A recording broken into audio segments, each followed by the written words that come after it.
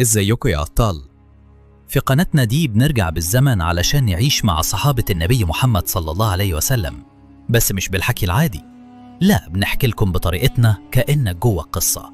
النهاردة هنكمل قصة الشاب اللي ساب النعيم كله ومسك راية الدعوة، مصعب بن عمير، أول سفير في الإسلام.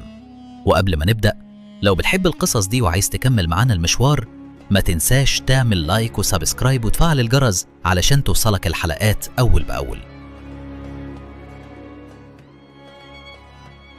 مصعب خرج من مكة متوجه على يثرب، المدينة اللي لسه الإسلام ما دخلهاش بقوة.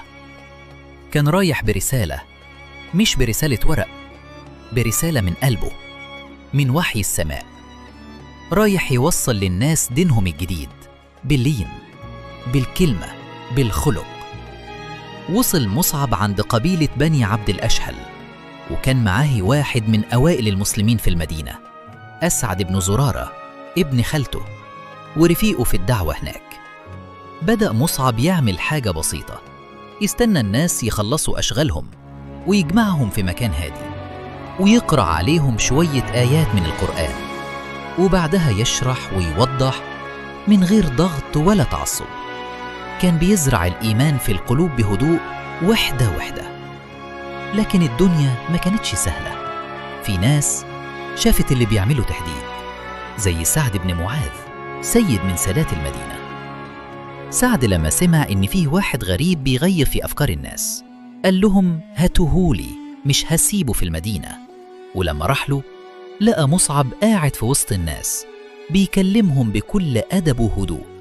سعد شخط فيه وقال له جيت تخرب بيوتنا؟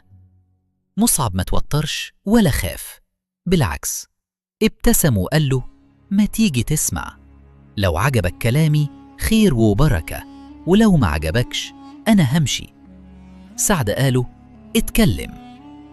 مصعب قرأ آيات من القرآن وسكت. سعد بقى متغير، وشه اتبدل. قالوا الكلام ده مش من عند بشر، ونطق الشهادتين. تخيل، واحد بس من الكبار يؤمن، وراه قبيلة كاملة تدخل الإسلام. مش بس كده، مصعب فضل يكمل بيت بيت، شارع شارع، لحد ما بقى كل بيت في المدينة فيه حد مسلم. الدنيا اتغيرت. وفي السنة اللي بعدها لما جه موسم الحج، خرج وفد من أهل المدينة عشان يقابلوا النبي صلى الله عليه وسلم، وفيهم كانوا 73 راجل و2 ستات. ناس آمنت بالدين. بسبب مين؟ بسبب شاب واحد، مصعب بن عمير. وفد العقبة بايع النبي، وكان مصعب هو اللي مهدد كل ده. قدر يخلي المدينة جاهزة تستقبل رسول الله، وتبدأ فيها مرحلة جديدة في تاريخ الإسلام. شاب بسيط مفيش في إيده غير إيمانه، بس غير مدينة بحالها. عادي، ده كان سفير بيحمل رسالة من السماء، قلبه مليان نور ولسانه دايما صادق.